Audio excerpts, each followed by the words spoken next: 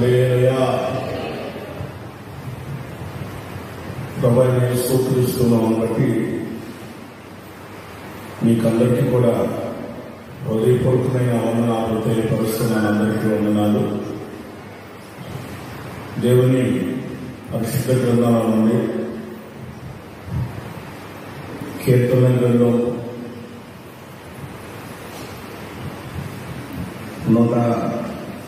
145వ కీర్తన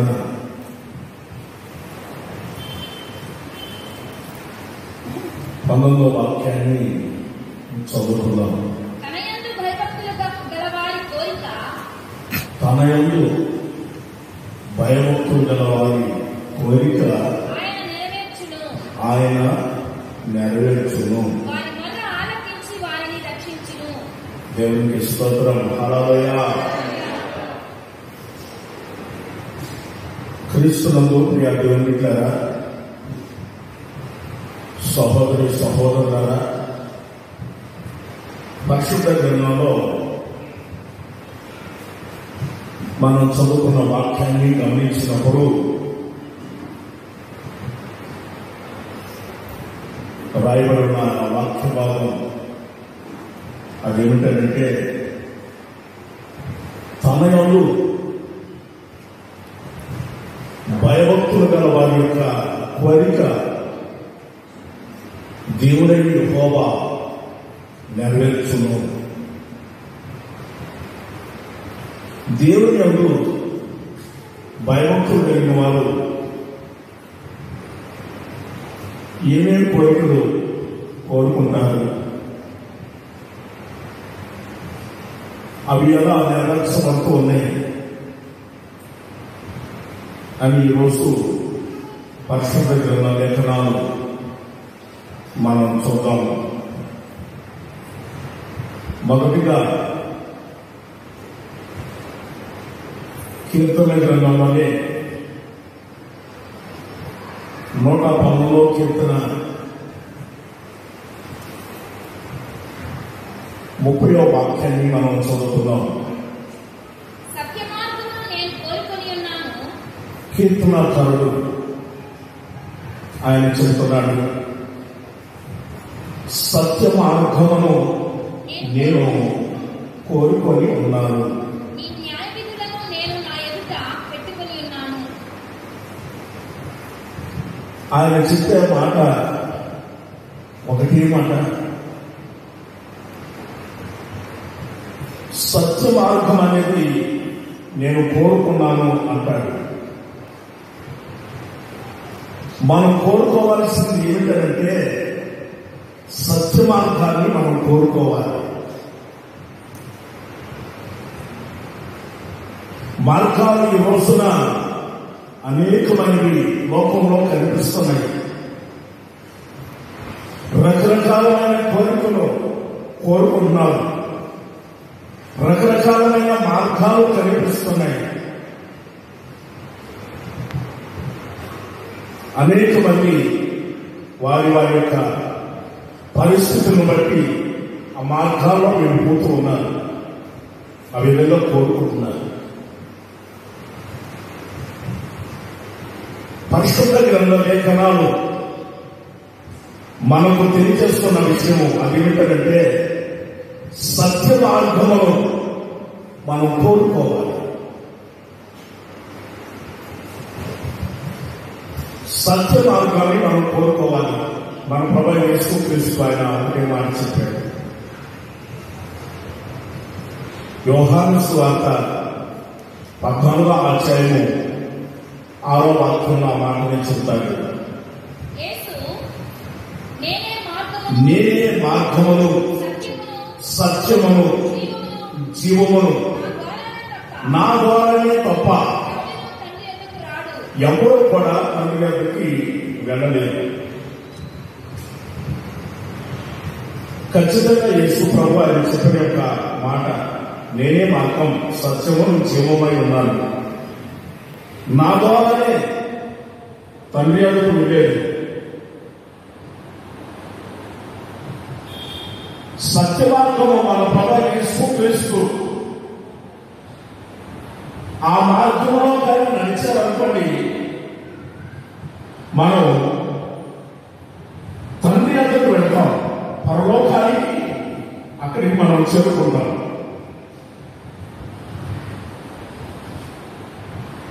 ఈ రోజున అనేక మంది బిలాము యొక్క మార్గాలలో నడుస్తున్నారు. మరి కొంతమంది కయ్యోడు మార్గంలో నడుస్తున్నారు. మరి కొంతమంది మార్గం తప్పి తిరుగుతున్న సొంతవారే ఉన్నారు. తమ సొంత ఆలోచనలు, స్వయాచితమైన జ్ఞానం ఉపయోగించి వారు మార్గం తప్పి తిరుగుతున్న సొంతవారే కనిపిస్తున్నారు. ఇవన్నీ కూడా యోధా పత్రికలో ఉన్నాయి. తర్వాత మీరు చదువుకోండి ఇంటి దగ్గర.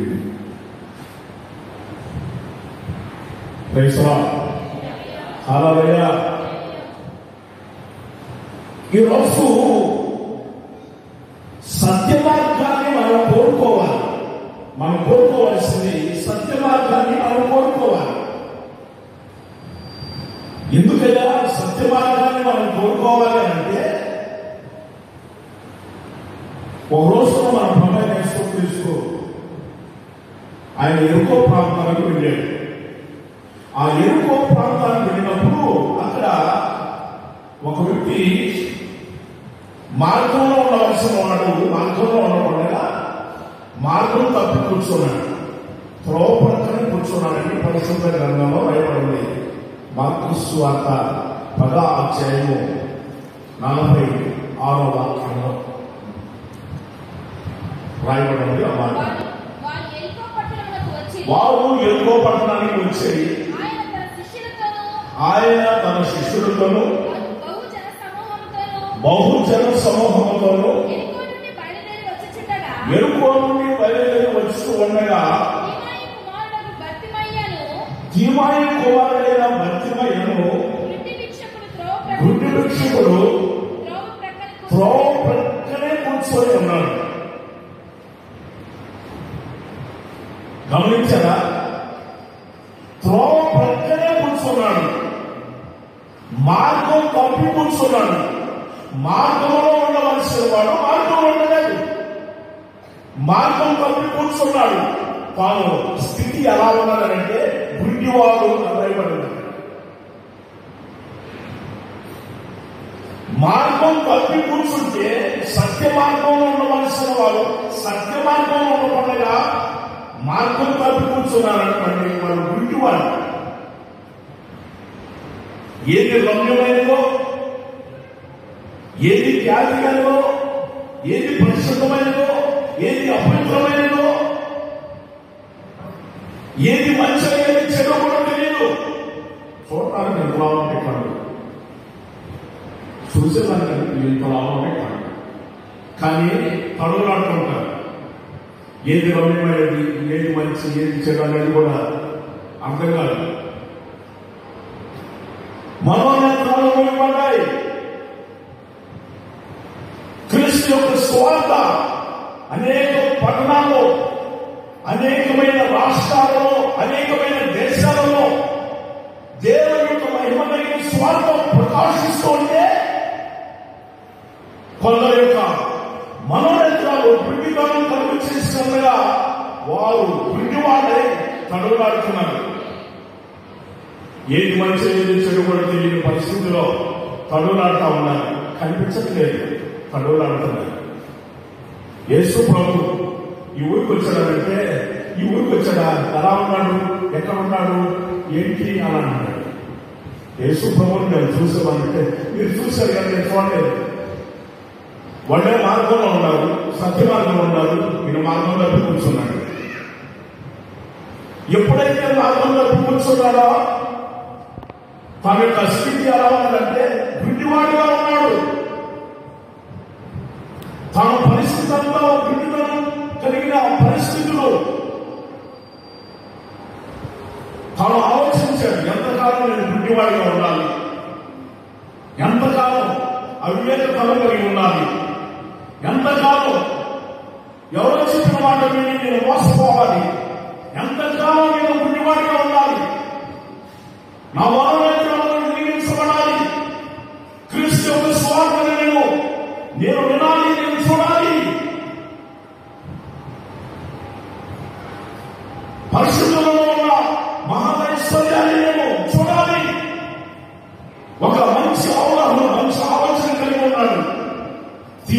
కుమారుడైన భక్తిమై కేకలు వేస్తున్నాడు. దావీదు కుమారుడా యేసు నన్ను కరుణించు అని కేకలు వేస్తున్నాడు. యేసు ప్రభు అలాగే వస్తున్నాడు. అతన్ని చూసి యేసు ప్రభు మార్గంలో నిలిచి, అక్కడ రాయబడిన మార్గంలో నిలిచి ఆయన పిలవండి, కేకలు వేస్తున్నాడు, పిలవండి. పిలిచాడు. ఇదిగో బాబు లే, పైకి లేచిరా ఆయన పిలుస్తున్నాడు. అక్కడికి వెళ్ళాడు. యేసు ప్రభు అడుగుతున్నాడు, దావీదు కుమారుడా యేసు నన్ను కరుణించు కరుణించు కరుణించు అని కేకలు వేస్తున్నాడు. నేను కరుణామూర్తిని, నేను అసలే కరుణామూర్తిని. ఎందుకయ్యా కేకలు వేస్తున్నావు? కారణం ఏంటంటే, అయ్యా నేను గుడ్డివాడిని, సత్య మార్గంలో ఉండవలసిన వాడిని నేను సత్య మార్గంలో ఉండలేదు. మార్గం తప్పిన శుక్రవారి ఉన్న నా పరిస్థితి, స్వయాసితమైన ఆలోచన జ్ఞానాన్ని కోసం నా స్థితి ఎలా అయిపోతాయా?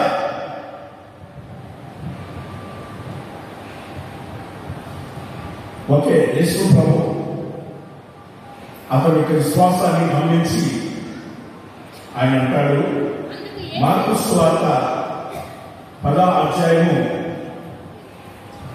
51 నుండి, యేసు నేను నీకేమి చేయగోరుచున్నావని వానిని అడుగగా, ఆ గుడ్డివాడు బోధకుడా నాకు దృష్టి కలుగ చేయమని ఆయనన్నాడు. అందుకు యేసు నేను చూడాలయ్యా, నేను బాగుపడాలి. అందుకు యేసు నువ్వు వెళ్ళము, నీ విశ్వాసం నిన్ను స్వస్థపరుస్తుంది. వెంటనే వాడు త్రోవను ఆయన వెంట చూపు పొంది వెంటనే చూపు పొందిన వాడే యేసు ప్రభు యొక్క త్రోవలో ఆయన వెంట వెలుచు ఉండేను. త్రోవలో గమనించారా? అంతకుముందు త్రోవ ప్రక్కనే కూర్చున్నాడని రాయబడింది. 46 వాక్యంలో త్రోవ ప్రక్కనే కూర్చున్నాడు.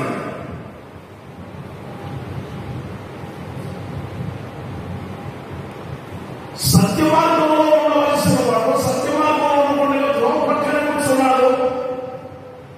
ఆ మార్గాన్ని తెలుసుకున్నాడు కనుక గుడ్డివాడై భయానకమైన పరిస్థితుల్లో అల్లాడిపోతూ ఉన్నాడు.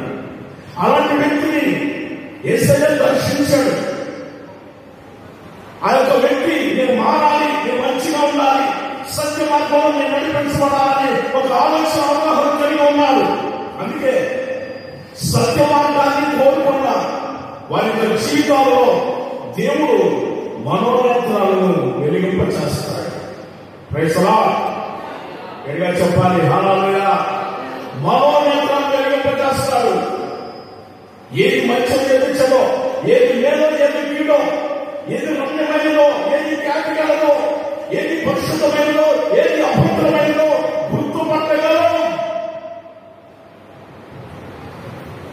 సత్య మార్గాన్ని కోరుకున్న వారు అలా గుర్తుపడతారు. ప్రైజ్ లార్డ్, హల్లెలూయా. రెండవదిగా మనం కోరుకోవలసింది 119వ కీర్తనలో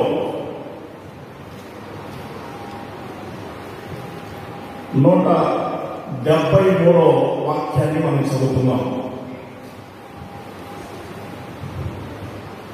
నా విన్నపము నీ సన్నిధిని చేరనిమ్ము,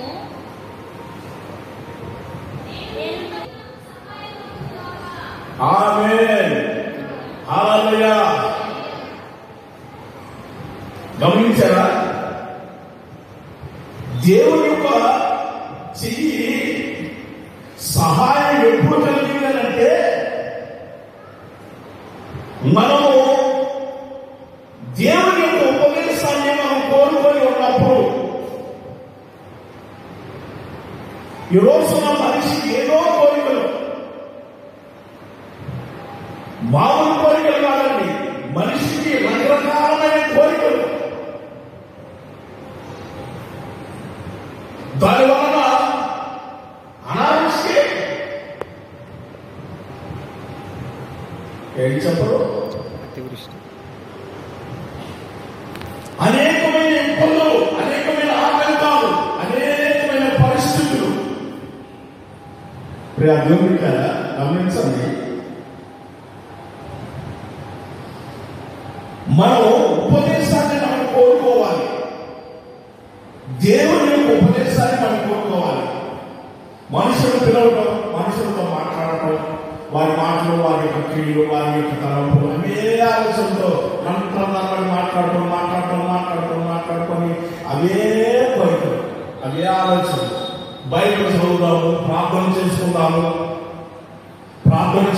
బైబిల్ చదువుదాము, ఈ ఆలోచన లేదు. కొంచెం కూడా ఉండదు ఆలోచన.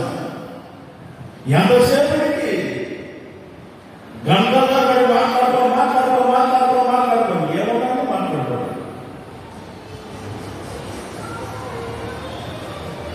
వాటి వలన ఒక రూపాయన ప్రయోజనం ఉందా? లేదు. కీర్తనాకారుడు ప్రేమాన్ని చెప్తున్నాడు, దేవా నీ ఉపదేశాన్ని నేను కోరుకొని ఉన్నానయ్యా, అందుకే నీ చెయ్యి నాకు సహాయం చేస్తుందయ్యా అని అన్నాడు. దేవుని యొక్క చెయ్యి మనకు సహాయం చేయాలంటే మనం ఏం చేయాలో తెలుసా? దేవుని ఉపదేశాన్ని మనం కోరుకోవాలి. Praise the Lord. హల్లెలూయా. ఉపదేశం మన జీవితాలకు ఎలా ఉపయోగపడుతుంది, ఎలా ప్రయోజనకరంగా ఉంటుంది? సామెతల గ్రంథం 3వ అధ్యాయము 1 నుంచి మనం చదువుతున్నాం. నా కుమారుడా నా ఉపదేశాన్ని మరవద్దు, నా యొక్క ఆజ్ఞలను హృదయపూర్వకంగా గైకొను, అవి నీకు దీర్ఘాయువు చేస్తుంది, సుఖజీవంతో గడుచు సంవత్సరాలు ఇస్తుంది, శాంతిని నీకు కలుగ చేస్తుంది. ఆమేన్. హల్లెలూయా. ప్రభు మనతో మాట్లాడుతున్నారు, నా ఉపదేశాన్ని మరవద్దు, నా ఆజ్ఞను హృదయపూర్వకంగా గైకొను. ఉపదేశం ఏం చేస్తున్నానంటే నీకు దీర్ఘాయువు కలుగ చేస్తుంది, శాంతిని కలుగ చేస్తున్నది. దేవుని యొక్క ఉపదేశం, ఆ ఉపదేశాన్ని మనం కోరుకోవాలి. Praise the lord. చెప్దాం హల్లెలూయా. ఉపదేశాన్ని మనం కోరుకోవాలి.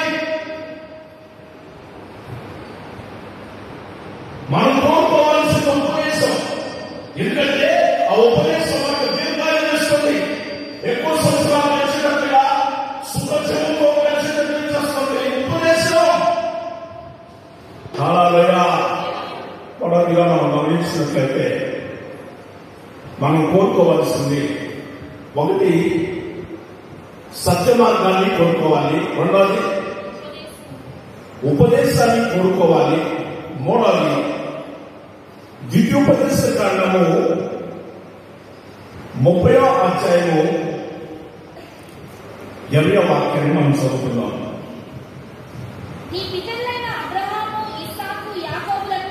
తండ్రైన అబ్రహాము, ఇస్సాకు, యాకోబులు ఆయన ప్రమాణం చేసిన దేశంలో మీరు నివసించినట్లు యెహోవాయే నీ ప్రాణములకు నీ దీర్ఘాయుస్సులకు మూలమై ఉన్నాడు. కాబట్టి ప్రాణానికి ఆయనే మూలమై ఉన్నాడు. కాబట్టి నీవును నీ సంతానము బ్రతుకుచు, నీవును నీ సంతానము బ్రతకాలి అంటే నీ ప్రాణానికి మూలమై ఉన్న నీ దేవుడైన యెహోవాను ప్రేమించి ఆయన వాక్యాన్ని విని ఆయన హత్తుకోనినప్పుడు జీవమును కోరుకొనుడి. Praise the Lord. హల్లెలూయా. మనం ఏం కోరుకోవాలంటే జీవమును కోరుకోవాలి. గమనించారా? అసలు జీవాన్ని మనం ఎందుకు కోరుకోవాలి అంటే మొదటి నుంచి వస్తున్న మాటలు. అబ్రహాము ఇస్సాకు, యాకోబు వారితో దేవుడు ప్రమాణాలు చేసి వారి ద్వారానే మనకి విధంగా మనమైనా మన సంతానమైనా బ్రతకాలి అనుకున్నప్పుడు మన ప్రాణానికి మూలమైన దేవుడైన యెహోవాను ఆయన వాక్యాన్ని విని ఆయన హత్తుకొని జీవమును మనం కోరుకోవాలి. ప్రైజ్ లార్డ్, హల్లెలూయా. ఈరోజు దేవుని యొక్క వాక్యాన్ని వినాలి. అదే మాట ప్రవచిస్తుంది. దేవుని యొక్క వాక్యాన్ని వినాలి.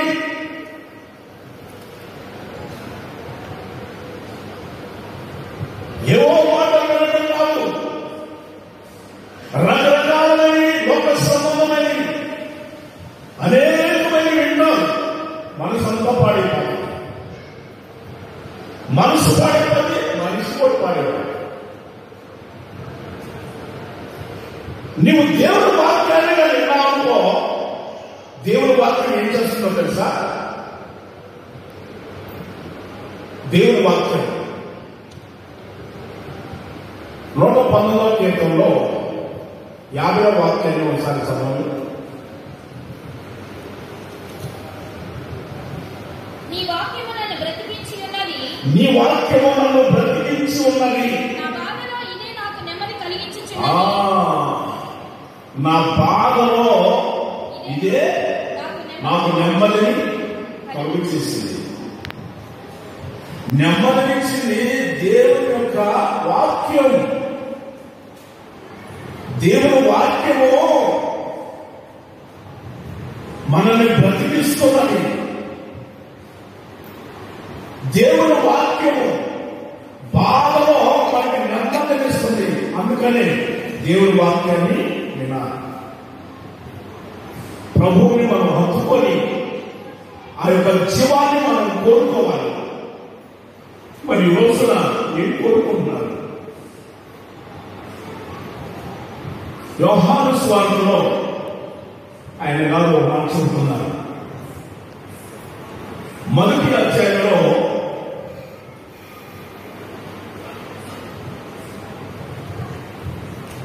3-4 వాక్యాలు మనం చదివినప్పుడు ఆ మాటలు కనిపిస్తాయి. కలిగి ఉన్నది ఏదైనా ఆయన లేకుండా కలగలేదు. ఆయనలో జీవం ఉండేను, ఆ జీవం మనకు వెలుగై ఉండేను. దేవునికి స్తోత్రం. చూడండి, హల్లెలూయా.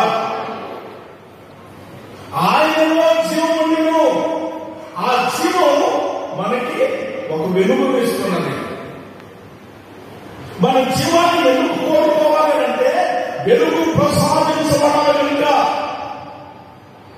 వెలుగు అనేది మనకి అవసరం కనుక, అందుకోసమే మన జీవమును కోరుకోవాలి. ఆయనలో జీవం ఉన్నది, మన ప్రభు యేసుక్రీస్తులో జీవం ఉన్నది. ఆ జీవమే మనకి ఇస్తున్నాడు. అది ఎలా ఇస్తున్నాడు అంటే, అపోస్తలుడైన పౌలు గారు రోమీయులకు రాసిన పత్రికలో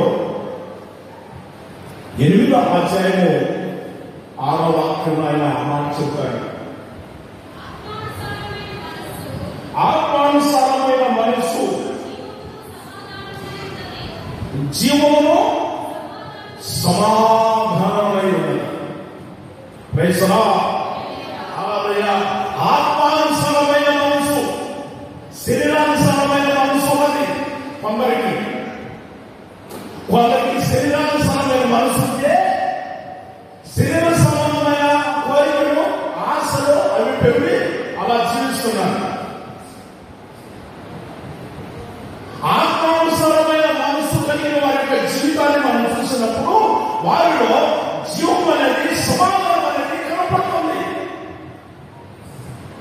అది ఎప్పుడంటే పరిశుద్ధాత్మను పొందినప్పుడు. ఆత్మానుసారమైన జీవితం ఎప్పుడు కలిగిందంటే పరిశుద్ధాత్మను పొందినప్పుడు.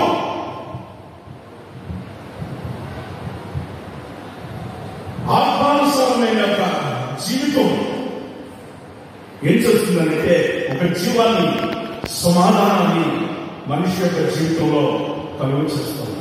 ఆమేన్. హల్లెలూయా. మనం కోరుకోవాల్సింది జీవము. మనం కోరుకోవాలి. మనం కోరుకోవాల్సింది జీవము అనేది మనం కోరుకున్నప్పుడు దేవుడు ఏం చేస్తాడంటే కలిగి ఉన్నది ఏమో ఆయన కలగలేదు. సమస్తం ఆయన అన్నీ ఉన్నాయి. జీవాన్ని మనం కోరుకున్నాం అనుకోండి, అన్నీ ఉంటాయి. నీకేం కావాలో కోరుతారంటే రాజు గారు ఒక రోజున అన్నం పెట్టాడు. ప్రజలారా రండి, ఈరోజు మీకు అందరికీ శుభకార్యం, శుభదినమేది. వెండి బంగారం వస్తువులు అనేకమైన కూడా డబ్బులు అన్ని రెడీ చేసి పెట్టాడు. ప్రజలారా మీకు ఏది ఇష్టమో, ఏది కోరుకుంటారో కోరుకోండి, తీసుకోండి. తీసుకొని పడ్డారంటే కొందరు బంగారం తీసుకెళ్లారు, కొందరు వెండి తీసుకెళ్లారు, కొందరు డబ్బులు తీసుకొని పోయారు, కొందరు వస్తువులు తీసుకొని పోయారు, రకరకాలమైన తీసుకొని పోయారు. చివరిగా ఒక వ్యక్తి మిగిలేదు. బాబు ఏంటయ్యా, నీకే కోరిక లేదా? ఉంది రాజా, నాకు కోరిక ఉందండి. మరి కోరిక తీసుకో. రాజా, నాకు అధికారం కావాల్సింది, నువ్వే కావాలి. రైసరా, జీవాధిపతైన దేవుడా, జీవాధిపతైన దేవుడా, జీవం కలిగేవాడా, నీవే నాకు కావాలయ్యా. ఎందుకంటే దీర్ఘకాలం కారణం నీవే, శాంతి నీలోనే కూర్చున్నది, సమాధానం నీలోనే కూర్చున్నది, వెలుగు నీలోనే ఉన్నది. నువ్వు వింటే నాకు అన్నీ ఉన్నట్టయ్యా. రైసరా, చెప్పాలి. హల్లెలూయా. నువ్వంటే నాకు ఉన్నట్టు. అందుకే మనం జీవాన్ని మనం కోరుకోవాలి. కొంతమంది ప్రార్థన చేసుకోవాలి, నాకు బంగారు మా తోటి వాళ్ళు చాలా మంది బంగారు వేసుకొని తిరుగుతున్నారయ్యా, నాకు బంగారం అంటే నీకు బంగారం వేస్తాను, అంతవరకే నువ్వు అడిగింది ఇస్తాడు. ఎందుకంటే అనుకుని నీకు ఇవ్వబడదు, అన్ని మీరు అదే ఇస్తాడు. కానీ జీవాధిపతి అయిన దేవుడా, జీవం కలిగిన దేవుడా, నువ్వు నాకు కావాలయ్యా, నువ్వు కోరుకుంటానంటే ఆయన అన్నీ ఉండవు. ఆయన ఐశ్వర్యవంతుడు. ప్రైజ్‌లార్డ్. హల్లెలూయా.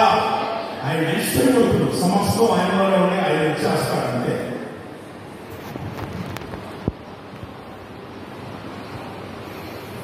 అతి కృపాదనేక దేవుడు ప్రతి ఒక్కరికి అనుగ్రహించిన గాక. ఆమేన్. హల్లెలూయా. మనం ఏం కోరుకోవాలి? చూడండి, పరిశుద్ధ గ్రంథంలో రాయబడిన మాట, సమూయేలు రాసిన 2వ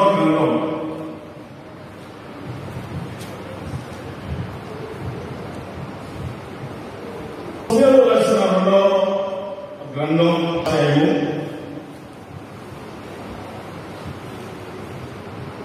38వ వాక్యం.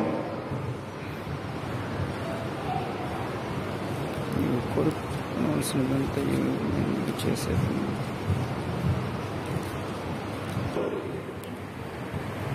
నా వల్ల నువ్వు కోరుకునేది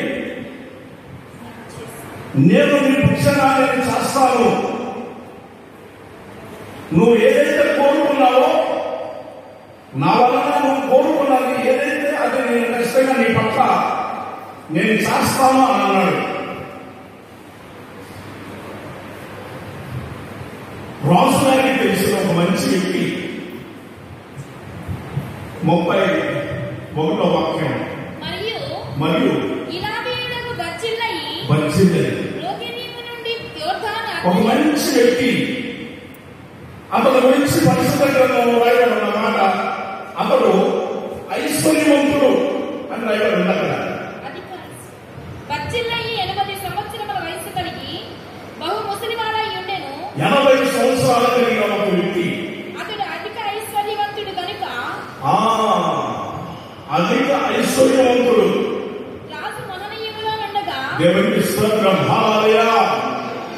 అధిక ఐశ్వర్యవంతుడు.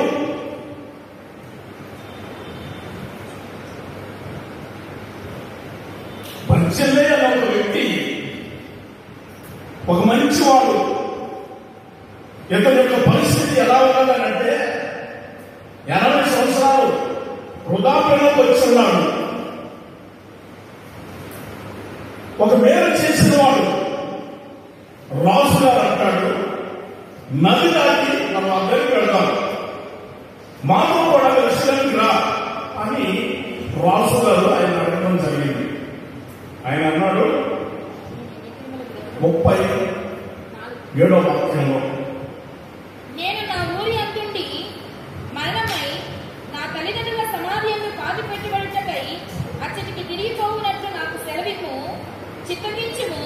నీ దాసులకు కింహాము నా ఏలిన వాడు. కింహాము అన్న ఒక వ్యక్తి ఉన్నాడయ్యా, ఆయన నీతో వస్తాడు, నేను మాత్రం రాలేదు. నేను నా తల్లిదండ్రుల దగ్గరికి చేర్చబడతాను, 10 రోజుల్లో నేను చనిపోతాను, నేను అక్కడికి వెళ్ళిపోతానయ్యా, చేర్చబడతాను. ఈ వ్యక్తి మాత్రం నీతో వస్తాడు అని అంటే, అప్పుడు రాజుగారు అన్నాడు, అతను నాతో కూడా రావచ్చు, నీ దృష్టికి అనుకూలమైన దానిని, నీ దృష్టికి ఏది అనుకూలమైనదో అదే జరిగింది. మరియు అక్కడ అంటాడు, నా వలన నేను కోరుకున్న నా వలన నువ్వు ఏదైతే కోరుకున్నావో అది ఖచ్చితంగా నీ పక్షాన నేను చేస్తానన్నాడు. అంటే ఆయన ఏం కోరుకున్నాడు? 80 సంవత్సరాలు వచ్చిన ఒక వ్యక్తి ఆయన ఏం కోరుకున్నాడు అంటే, తల్లిదండ్రుల దగ్గర సమాధి చేయబడాలని కోరుకున్నాడు. చివరి గడిలో ఏం కోరిక ఉంటాయండి వాళ్ళకి? చివరి గడిలో వాళ్ళకి ఏం కోరిక ఉంటాయంటే, ఎవరు తల్లిదండ్రులు ఉన్నారే వారు ఎక్కడైతే సమాధి చేయబడ్డారో అక్కడే సమాధి చేయబడాలని కోరిక.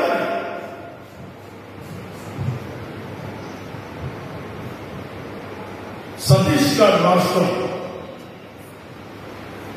బిలాయ్ అనే ప్రాంతంలో నేను సేవ పరిచయలో గతంలో కొనసాగాను.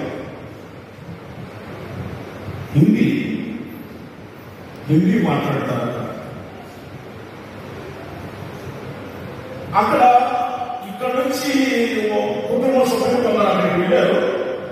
ఎక్కడి నుంచి అంటే ఒంగోలు దగ్గరలో కనిగిరి అనే ఒక ప్రాంతం ఉంది. ఆ కనిగిరి దగ్గరలో ఇక్కడ నుంచి వాళ్ళు అక్కడికి వెళ్ళిపోయి పని చేసుకొని బతుకుతున్నారు. తల్లిగారు 80 సంవత్సరాలు అంటే తల్లిగారు మా మందిరానికి వస్తుంది, మంచిగా ప్రాబ్లం వస్తుంది. ఆ తల్లిగారు సరిపోయిన బదులుగా చెప్పిన మాటలు తెలుసా? నేను ఎక్కడైతే పుట్టి పెరిగానో, నా తల్లిదండ్రులు ఎక్కడైతే సమాధి చేయబడ్డారో నేను కూడా అక్కడే సమాధి చేయబడాలి, నన్ను అక్కడికే తీసుకొని వెళ్ళాలి నేను చెప్పింది. ఆ తల్లిగారు చెప్పిన కొద్ది రోజులకే వారంలోనే సరిపోయింది. ఆ తల్లిగారు సరిపోయి అక్కడి నుంచి అంబులెన్స్ లో ఇక్కడ తీసుకొని వచ్చారు. ఇక్కడ సమాధి కార్యక్రమం చేశారు. ఆ తల్లిగారు యొక్క కోరిక మన మందిరానికి వచ్చే తల్లిగారు. కొందరికి ఆ కోరికలు ఉంటాయి. ఈ బర్చిల్లైన ఒక వ్యక్తి 80 సంవత్సరాలు కలిగిన వాడు, అధిక ధనవంతుడు, ఐశ్వర్యవంతుడు అయినా కానీ తన జీవితంలో ఆఖరిగా కోరుకున్నది, నా తల్లిదండ్రుల దగ్గర నేను సమాధి చేయబడాలి. రాజున్నాడు, నువ్వు కోరుకున్నదందరూ నేను నీకు చేసేదను అని అన్నాడు. అలాగే జరిగింది. ప్రైసరా హల్లెలూయా. మనం ఏది కోరుకుంటామో అదే జరిగింది. సామాన్యమైన ఒక రాజు ఎలా చేస్తే మన దేవుడు మహిమలిగిన రాజు మనం ఏది కోరుకుంటామో అది చేస్తాడు. నేను ఆ మాట చెప్తున్నది. మనం కోరుకున్నది ఖచ్చితంగా ఆయన చేస్తాడు, తప్పనిసరిగా ఆయన చేస్తాడండి. హాజరుగా ఏం కోరుకోండి, చిన్నపిల్లలప్పుడు ఏం కోరుకోండి, యువత కాలంలో ఉన్నప్పుడు ఏం కోరుకోండి, కాస్త పెద్ద అయిన తర్వాత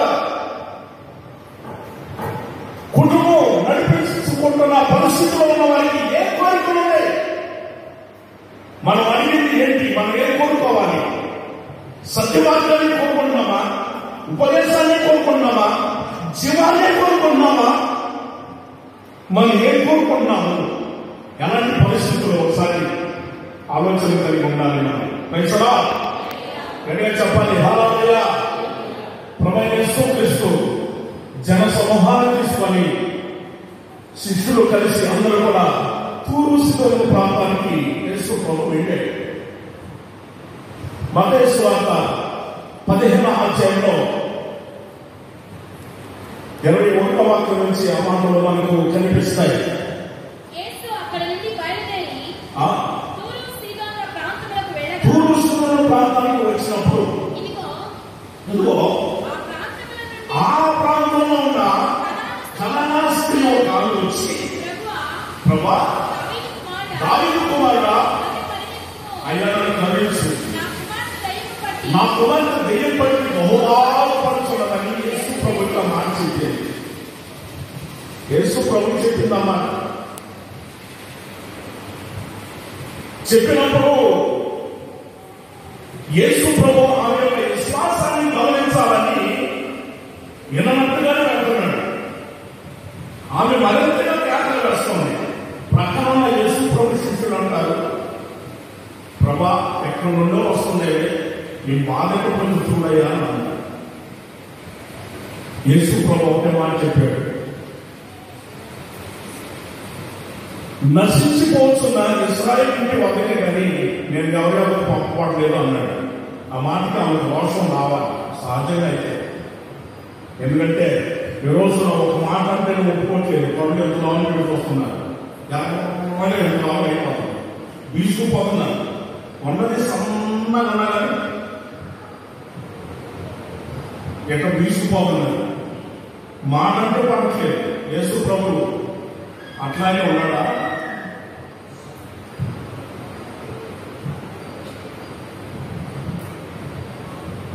మాట అంటే పడట్లేదండి.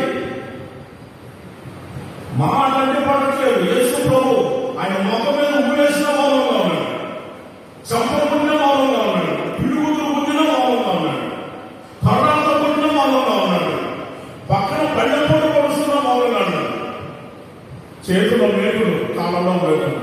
ఇప్పటికీ తప్పట్లేదు మనకి. ఆనాడు యేసు ప్రభుకి తప్పలేదు. ఈ రోజున ఆయన మార్గాల్లో నడుస్తున్న మనకి తప్పట్లేదు. ప్రక్కనే బెళ్ళపోటు, పక్కనే ఎక్కడో ఉన్నారనుకుంటున్నాం. మా పక్కన ఉన్నాడే బెళ్ళపోటు, పక్కనే బెళ్ళపోటు పొడుస్తున్నారు. పక్కన ఉండే బెళ్ళపోటు వాళ్ళ దగ్గర ఎంత ఉంది బెల్లం, అది తీసుకుని పొడుస్తూనే ఉన్నారు. మనమే కల్పన అన్నం పెడుతున్నాం, వాడు కల్పన అన్నం పెడుతున్నాం, వాళ్ళేమో బెళ్ళపోటు పొడుస్తున్నారు. రక్తం అయిపోయి నీరు కూడా బయటకు వస్తున్నాయి. మనకి వస్తున్నా ఏం చెప్ప, రక్తం కూడా అయిపోయింది, పీలుస్తూనే ఉన్నారు. మంచిని తాగాల్సిన మంచిని తాగకుండా మమకాలు తాగుతున్నారు.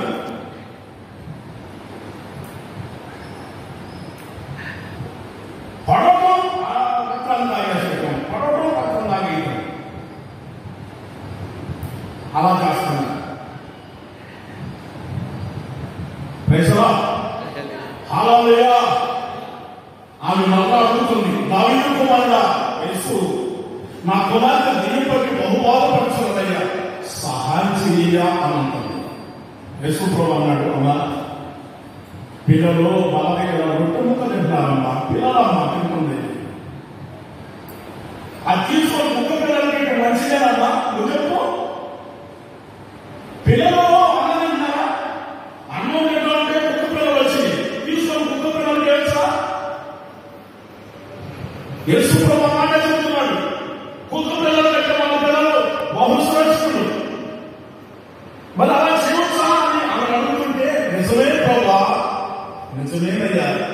పిల్లలు తింటున్నప్పుడు కింద పడితే కదా ముక్కలు, అవి అయినా చాలయ్యా అని తగ్గించుకున్నదాన్ని. Praise lord. హల్లెలూయా. ఆమె తగ్గించుకున్నది. తగ్గింపు స్వభావం చూపించినప్పుడు యేసు ప్రభు ఏమన్నా తెలుసా? 28వ వాక్యంలో, అందుకు యేసు, అమ్మా, నీ విశ్వాసం గొప్పది, నువ్వు ఏదైతే కోరుకున్నావో గాక అన్నాడు. Praise the lord. చెప్పాలి హల్లెలూయా. అమ్మా నీ విశ్వాసం గొప్పదన్నాడు. ఎప్పుడు తగ్గించుకున్నప్పుడు, తిరుగుబాటు చేసినప్పుడు కాదు, ఎదురు తిరిగినప్పుడు కాదు, తిరుగుబాటు చేసినప్పుడు కాదు. విశ్వాసం గొప్పదెక్కడ అవుతుంది? అమ్మా నీ విశ్వాసం గొప్పదంటే తగ్గింపు స్వభావాన్ని స్వీకరించినప్పుడు విశ్వాసం గొప్పది. నువ్వు కోరికైతే అవునుగా అన్నాడు. ఆ గడిలోనే ఆమె కుమార్తె బాగుపడిపోయింది. దేవునికి స్తోత్రం. మనం కోరుకోవాల్సింది ఏంటంటే బాగుపడటం, స్వస్థత పొందడం అనేది మనం కోరుకోవాలి. అది దేవుడు మనకి ఈ రోజు మనం తెలియజేస్తున్న విషయం. మరొక మాట, పరిశుద్ధ గ్రంథంలో కూడా మనం ఆ విషయాలన్నీ కూడా మనం చూడగలం. మత్తయి సువార్తలోనే 11వ అధ్యాయంలో 21వ వాక్యాన్ని మనం ఒకసారి గమనించి చూస్తాం.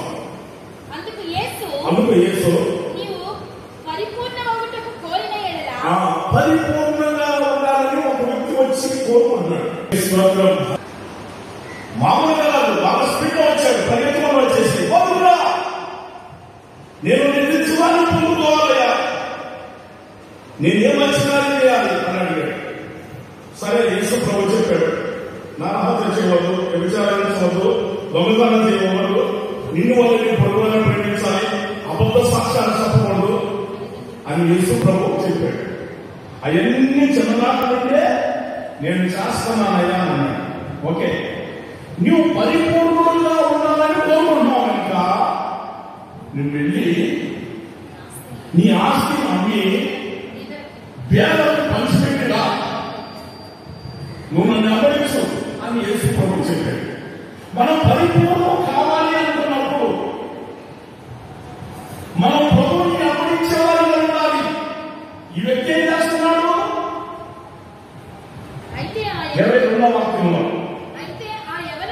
అయితే ఆ యవనస్తుడు మిగులు ఆస్తి కలిగిన వాడు కనుక ఆ మాట విని వ్యసనపడుచు వెళ్ళిపోయాను. చూసారా, ఇప్పుడు ఆ వ్యక్తి ఆ మాట విని అంటే వెళ్ళిపోతున్నాడు. ఎందుకంటే తనకున్న ఆస్తి కలిగిన వాడు కనుక ఆస్తిని అమ్మి వేలకు పంచిపెట్టి వచ్చాడు అనుకోండి. యేసు ప్రభు ప్రసన్నం చేస్తున్నాడు. ఏమని? ఆకాశ పక్షులకు గూళ్ళు ఉన్నాయి, నక్కలకు బొరియలు ఉన్నాయి, మనిషి కుమారుడు తలవాసుకోవడానికి స్థానం లేదన్నా. మరి ఈ దగ్గర పోతున్న కేసులు ఎక్కడ మెత్తన పెట్టి ఎక్కడ ఉంటాయి? ఈ నెంబరిస్తే నమ్మకాలు ఏమి ఉండదు.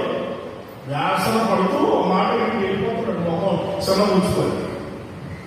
మనం పరిపూర్ణం కావాలి. మనం పరిపూర్ణం కావాలని కోరుకున్నప్పుడు ఆయన మాట వినాలి. మనం పరిపూర్ణం కావాలనుకున్నప్పుడు ఆయన ఏదైతే చెప్తాడో ఆ మాట మనం వినాలి. మత్తయి సువార్త 5వ అధ్యాయంలో మత్తయి సువార్త 5వ అధ్యాయంలో ఆఖరి వాక్యం, పరిపూర్ణుడు గనుక 48వ వాక్యం, ఈ పరలోకపు తండ్రి పరిపూర్ణుడు కనుక మీరు కూడా పరిపూర్ణులుగా ఉండాలి అన్నాడు. దేవునికి స్తోత్రం. హల్లెలూయా. ఇప్పుడు చూడండి, మనం పరిపూర్ణులు కావాలని కోరిక. ఓకే, మనం పరిపూర్ణులు కావాలి.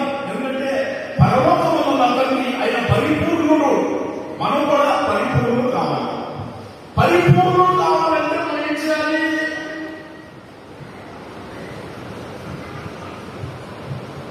ఇరవై 8వ వాక్యం మత్తయి సువార్త, నేను మీతో చెప్పినదేమనగా ఒక స్త్రీని మోహపు చూపుతో చూసు ప్రతివాడు అప్పుడే తన హృదయమందు ఆమెతో వ్యభిచారం చేసిన వాడు. పరిశుద్ధ గ్రంథంలో మనం చదువుకున్న వాక్యాన్ని గమనించినప్పుడు మన ప్రభువైన యేసుక్రీస్తు చెప్పాడు, ఒక స్త్రీని మోహపు చూపుతో చూస్తే తన హృదయమందు అతను వ్యభిచారం చేసిన వాడు అవుతాడు. పాత నిబంధన గ్రంథంలోనేమో చేస్తే పాపం, కొత్త నిబంధనలోనేమో చూస్తేనే పాపం. గమనించారా? కొత్త నిబంధనకు వచ్చేసరికి దాన్ని మార్చేసి చూస్తేనే పాపం అన్నాడు. ఎందుకంటే మనం పరిపూర్ణంగా మార్చబడాలి కనుక. ప్రైజా హల్లెలూయా. మనం పరిపూర్ణంగా మార్చబడాలి కనుక అందుకోసమే ప్రభువు ఆ విషయాలన్నీ కూడా మనకు తెలియజేస్తున్నాడు. కనుక ఈరోజు మనం ఏం కోరుకుంటున్నామండి? మన కోరికలు ఎలా ఉన్నాయి? ఒకసారి ఆలోచన చేయండి, ఆలోచించండి. మనం కోరుకునే కోరికలు ఏమిటి? మనం చూస్తున్న చూపులు ఎలా ఉన్నాయి? మోహపు చూపుతో చూస్తున్నామా? సహోదరుల భావంతో మనం చూస్తున్నామా? ఒక స్త్రీని మనం చూస్తున్నప్పుడు చెల్లి, అక్క, అమ్మ అనే ఒక భావంతో మనం చూడాలి. పురుషుని మనం చూస్తున్నప్పుడు తమ్ముడు, అన్న, తండ్రి అన్న భావంతో మనం చూడాలి. అదే ప్రభు మనకి ఈరోజు మనం తెలియజేస్తున్న విషయం. మనం పరిపూర్ణంగా మార్చబడాలి, పరలోకానికి మనం సిద్ధపడాలి. వాక్యం దేవుడు అందరి హృదయాలలో ఫలింపచేయనాక ఆమె ప్రార్థన చేసుకుందాం.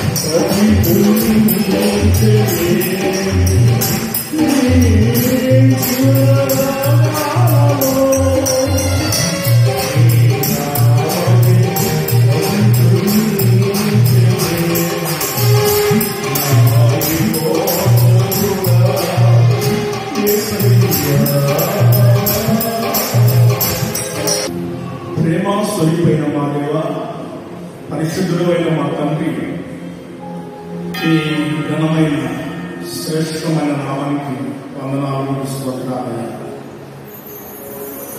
ఎంతైనా మీరు మంచి దేవుడు అయ్యా, గొప్ప దేవుడునయ్యా. ఈరోజు తండ్రి, మీ అందరూ భయభక్తులు కలిగిన వారి కోరికను మీరు నెరవేరుస్తారని సమీక్షినందుకు మీకు స్తోత్రాలయ్యా. ప్రతి బిడ్డలను మీరు ఆ విధంగా దీవించిన తండ్రి, వారి యొక్క కోరికను మీరు నెరవేర్చండియ్యా, నెరవేర్చండి. సత్య మార్గాన్ని కోరుకుంటున్న వారిని మీరు వారి కోరికను నెరవేర్చండి. మనోన్నతరాలను ఎరింపచేసి మీ మార్గాలలో మీరు నడిపిస్తున్నందుకే స్తోత్రాలు. ఉపదేశాన్ని కోరుకుంటున్న బిడ్డలకి దీర్ఘాయువును, ప్రభా, సుఖజీవంతో కలిసి సంవత్సరాలను శాంతిని మీరు కలుగు చేస్తున్నందుకై మీకు స్తోత్రాలు చెల్లిస్తున్నాం. జీవాన్ని కోరుకుంటున్న ప్రతి బిడ్డలకు తండ్రి సమాధానాన్ని మీరు కలుగు చేసి జీవాన్ని ఒక వెలుగును మీరు ప్రసాదించినందుకై మీకు స్తోత్రాలు. తండ్రి దీర్ఘాన్ని మీరు కలుగు చేయండి, స్వస్థతనివ్వండి, ఆరోగ్యాలను మీరు ప్రసాదించనయ్యా. తండ్రి మీకు స్తోత్రాలు.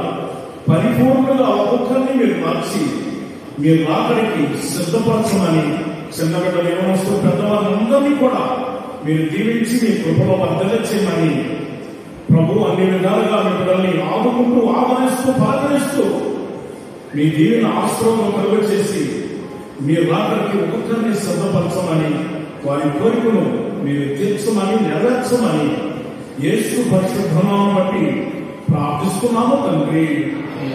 ఆమేన్. మన ప్రభు యేసుక్రీస్తు వారి యొక్క కృప, తండ్రి అయిన దేవుని యొక్క ప్రేమయు పరిశుద్ధాత్మిక సహవాసము ఇప్పుడు ఎల్లప్పుడూ సదాకాలము మనకును ప్రభువునందు భయభక్తులు కలిగి నడిపించబడుతున్న ప్రతి వారి యొక్క కోరిక ప్రభువు నెరవేర్చుగాక. ఆమేన్. హల్లెలూయా, హల్లెలూయా, హల్లెలూయా. ప్రభు యేసుక్రీస్తు నామమున మీకు అందరికీ కూడా హృదయపూర్వకమైన వందనాలు తెలియజేస్తున్నాను. అందరికీ